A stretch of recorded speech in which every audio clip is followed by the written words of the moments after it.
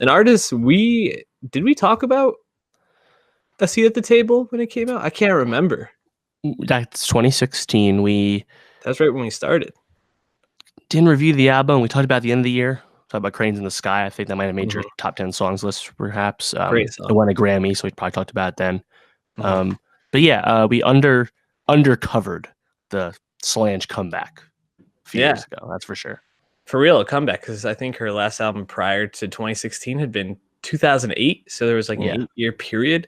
And yeah, Solange came back in 2016 with a vengeance, because A Seat at the Table is not only critically acclaimed, but it's beloved. I mean, you look back at that year, and people are talking about it now, just 3 years later, as a classic album. In some places, it's really impressive to see her come back. And When I Get Home feels like the perfect follow-up to A Seat at the Table for me. You know, it's not going to be as big as that album, because you don't have a song like Cranes in the Sky or Don't Touch My Hair. But I think as an album, it's so cohesive, and it's almost just kind of like one long run on experience, in a way, the way it flows together, that it's almost hard to think of it individually, and just more of like the overall feeling you had listening to the album. What do you think? Yeah, I agree with that. I mean, it's funny because there's a lot of tracks on this. There's a lot of interludes and short songs, yet it actually feels like well paced still, because it's actually still not that long. There's just a lot of individual tracks. And yeah, you know, I don't know if I think there is a chance that, given that she's now established in this new era for her career, I think maybe she could do better, you know, mainstreamly streaming attention. You know, I mean, obviously she'll get award attention, she'll get critic attention. She already had that.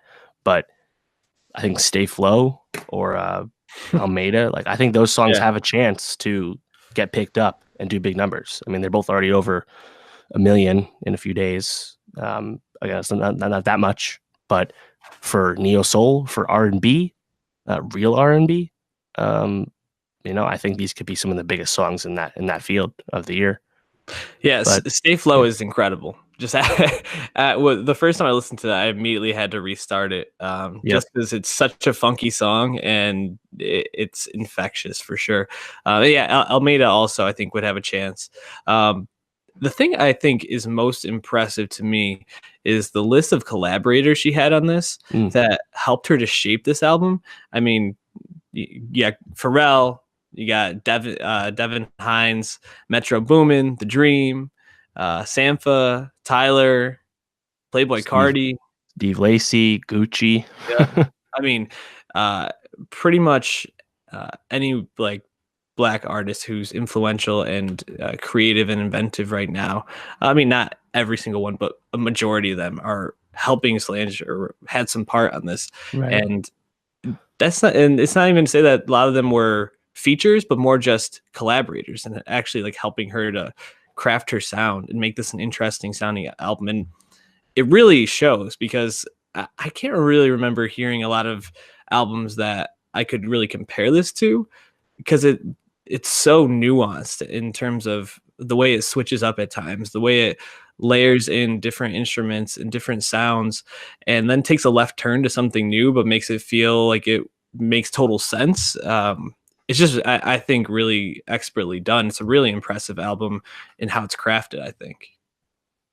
Yeah, and I mean, speaking of those collaborators, I mean, Earl and Standing on the Corner, right? You know, guys that Earl put on recently in some rap songs, like, they're on here.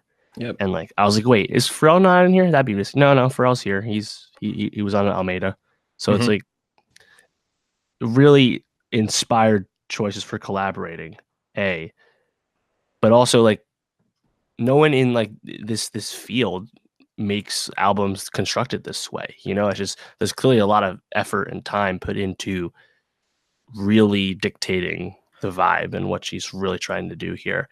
And similar to, you know, Seat at the Table. So I think this new era of Solange is getting big, you know, and obviously being Beyonce's sister obviously helped her for many years. But I think she's clearly out of that shadow now, which is great, you know, because I mean, personally, I never really thought much of her. I hadn't really listened to her old music when she was very young.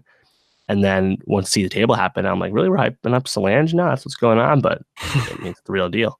And yeah, I think I'm curious to see how this does first week in terms of just I want to really see how big is this star actually, and then also Stay Flow, Almeida, can those songs become streaming hits? Yeah, it's definitely interesting. Solange just comes across as so confident in who she is, not only as a person, but as an artist on this. To make the choices she's making and to put out a record like this and just be like, this is what I want to put out. And also, it was a surprise drop. I mean, she let us know a day in advance and then dropped it at midnight. Just the confidence she has is evident, and I'm really just impressed with her as an artist because, like you said, I don't think anyone 10 years ago would have been like, oh yeah, Solange Knowles is going to be this really well-respected, well-regarded artist. I think we were going to always think of her as Beyonce's little sister, but she's so much more now. It's amazing. Any last thoughts before we wrap up on music for this week? No, I don't think anyone needs prodding to listen to this album, but yeah, I'm very curious to see how this plays out for her. But I will prod people to go listen to that Lil Sims album. Give it a listen. For sure. For sure.